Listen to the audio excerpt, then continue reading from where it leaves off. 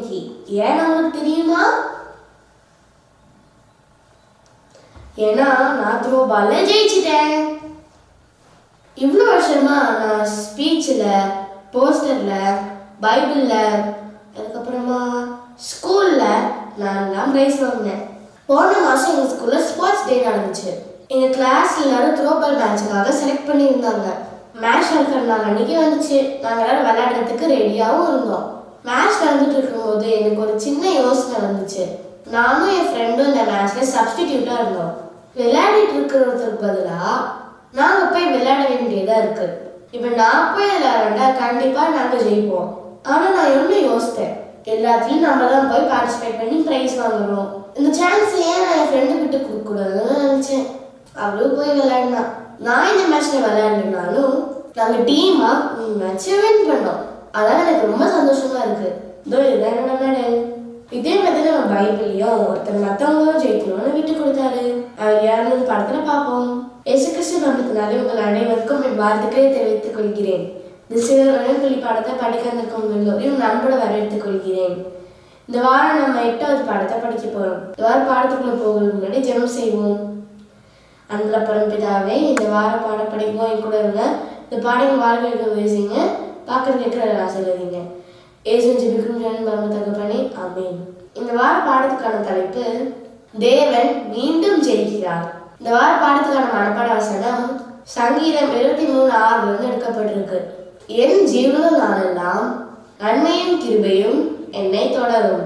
நான் கர்த்தருடைய வீட்டிலே நீடித்த நாட்களாய் நிலைத்திருப்பேன். இந்த வார பாடத்துல நம்ம என்ன தெரிஞ்சுக்கிறோம்னா, ஆண்டவர் வெற்றி பெறும்போது நம்மளும் வெற்றி பெற்றவங்களா ஆகிறோம். தாவீது அவர் கூட இருந்த 600 வீரர்களும் சிக்லாக்ல இருந்து பெலிஸ்தே ராஜாவான ஆகீஸ்க்கு சண்டை போடுறதுக்கு உதவி செய்ய போனாங்க. ஆனா பெலிஸ்தீ நாட்டில் இருந்த மற்ற ராஜாக்கள் இந்த ராஜாவுக்கு தாவீது உதவி செய்யறதுக்கு விடல. அதனால தாவீது அவங்களோட வீரர்களும் திரும்பியும் சிக்லாக்கு போயிட்டாங்க.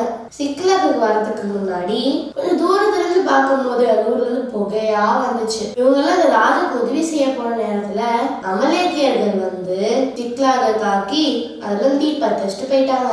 அந்த வீரர்களுடைய மனைவிகள், பிள்ளைகள், இன்னும் ஆடு மாடு எல்லாத்தையும் பிடிச்சிட்டு போயிட்டாங்க.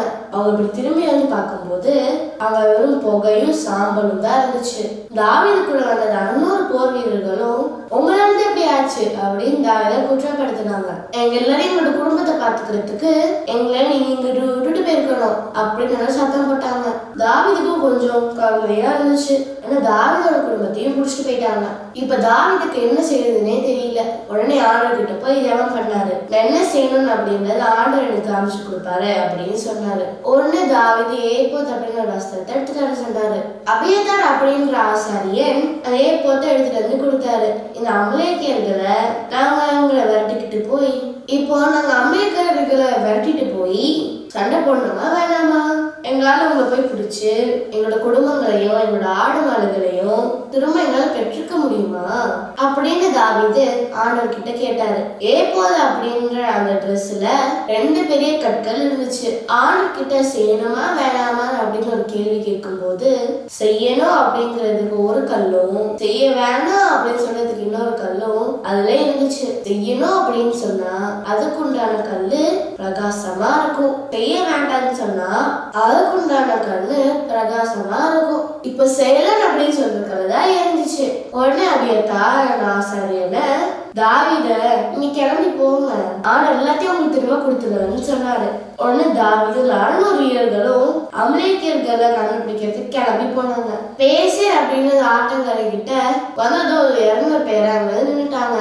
தாவீது அவங்க எல்லாரையும் அங்கேயே இருந்து மற்ற காரியங்களை பார்த்துக்க சொன்னாரு. மீதி இருந்த மற்றவங்கள ஆத்த கடந்து போனாங்க. கொஞ்ச தூரம் போனதுக்கு அப்புறம் ரொம்ப பலவீனமான ஒரு எகிப்தியரை பாக்குறாங்க. அவருக்கு கொஞ்சம் சாப்பாடும் தண்ணியும் கொடுக்குறாங்க. இப்போ எகிப்தியர் கிட்ட கேட்டப்போ அமலேக்கியர்கள் எங்க இருக்கிறாங்க அப்படின்றத இந்த எகிப்தியன் சொல்லி கொடுத்தா. கொஞ்ச தூரத்துல இருந்து அமலேக்கியர்கள் அவங்க வெற்றி பெற்றதுனால சந்தோஷமா சாப்பிட்டு குடிச்சு என்ஜாய் பண்ணிட்டு இருந்தாங்க. தாவீது அவங்க கூட இருந்த 400 பேரும் இருட்டுன நேரத்துல அமலேக்கியர்களை போய் தாக்குனாங்க. அடுத்த நாள் காலையில வரைக்கும் சண்டை நடந்துகிட்டே இருந்துச்சு. விடியும் போது ஒரு வழியா அந்த அமலேக்கியர்கள் எல்லாரையும் தாவீது அவங்க கூட இருந்த வீரர்களும் தோக்க தோக்கடிச்சிட்டாங்க. சிக்லாக்ல நிலத்தெல்லாம் எடுத்துட்டு வந்தவங்களோ தாவீதும் கூட இருந்த வீரர்களும் எல்லாத்தையும் மீட்டெடுத்தாங்க. அவங்களோட குடும்பங்கள், அவங்களோட பொருள்கள், ஆடு மாடுகள் எல்லாத்தையும் சேர்த்து மறுபடியும் வீட்டுக்கு கொண்டு வந்தாங்க. அந்த பேஷர் அப்படின்னு ஆத்துக்கிட்ட மறுபடியும் அவங்க வந்ததும்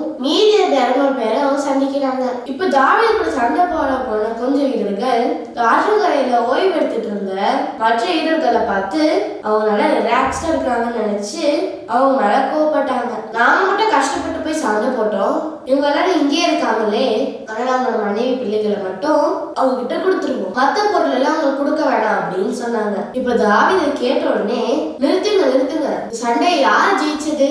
நம்ம ஜெயிக்கல, ஆண்டவர் தான் ஜெயிச்சாரு. அவர் தான் வெற்றி நமக்கு கொடுத்தாரு. அந்த எதிரிகள் கிட்ட இருந்து நம்ம எல்லாரையும் அவர் தான் பாதுகாத்தாரு. அதனால நம்ம கிடைச்ச எல்லாமே இது எல்லாருக்கும் போய் சேரணும் அப்படின்னு சொன்னாரு. இது நமக்கு கிடைச்சிருக்கு நல்ல செய்தி. ஒவ்வொரு விஷயத்திலையும் ஆண்டவர் வெற்றி பெற்றுட்டே இருக்காரு. அந்த வெற்றியை கிருபையா நம்ம கிட்ட பகிர்ந்துருக்கிறாரு. நம்ம எல்லாரும் ஆண்டவர் கூட இருக்கிறதுனால நம்மளும் வெற்றியாளர்கள் தான். ஒவ்வொரு தடவை ஆண்டவர் வின் பண்ணும்போது நாமளும் வின்னர்ஸ் தான். அதான் இன்னைக்கு பாடமும் சொல்லுது, ஆண்டவர் வெற்றி பெறும்போது நாமளும் வெற்றி பெறுறோம்னு. இனிமே நீங்க டைரக்டா வெற்றி பெறலனாலும் நம்ம சார்ந்தவங்க பெற்ற வெற்றி நமக்கு உண்டு அப்படிங்கறத ஞாபகம் வச்சுக்கணும். இந்த பாடத்தை கூட சேர்ந்து படிச்சதுக்காக நன்றி.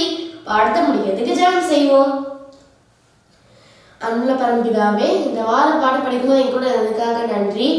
நாங்கள் எப்படி எங்கள் மற்றவங்களை ஜெயிச்சாங்க நாங்களும் ஜெயிச்ச மாதிரியோ, எப்படி நீங்கள் ஜெயிச்சீங்களோ அதே மாதிரி நாங்கள் ஜெயிச்ச மாதிரியோ இருக்கிறதுக்கு உதவி செய்யுங்க.